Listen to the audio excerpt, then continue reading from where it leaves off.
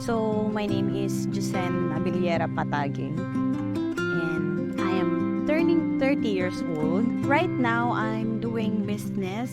I'm into trading and retail of agricultural machineries, spare parts, and equipment. Actually, my father started it way back 2010, Abiliera Service Center before. Then, I took over the business last 2015, and it became Agri-Machine Enterprise. It started with my father way back 2010 when he sought for financial assistance from Rural Bank of Rosario. By then, hindi pa po kami kilala. Nag-i-start pa lang po ang father ko. Try si father ko na maghanap ng bank to support. Sad to say, marami po ang hindi nag-approve. Pero, meron po si Rural Bank of Rosario na nagtiwala sa amin and naniwala sa kakayahan ng father ko. Sobrang memorable po kasi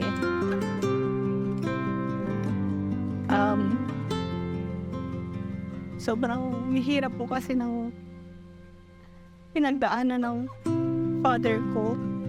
2009 po nung nawala yung mother ko. Nung time na yon, hindi po niya alam kung paano niya pagsasabayin. Sobrang hirap po sa part niya bilang father, bilang provider.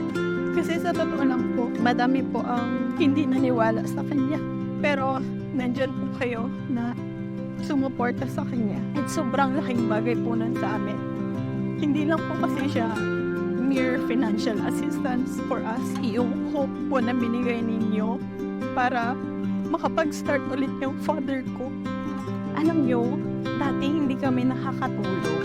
Pero ngayon, dito ko mas na-appreciate yung ganito pala talaga pag yung masasabi mong komportable ka na, nakakatulog ka na, nakakapagkape ka na ng maayos sa umaga. Ngayon, sobrang na-cherish namin yung okay lang kahit hindi rush kasi meron ka na.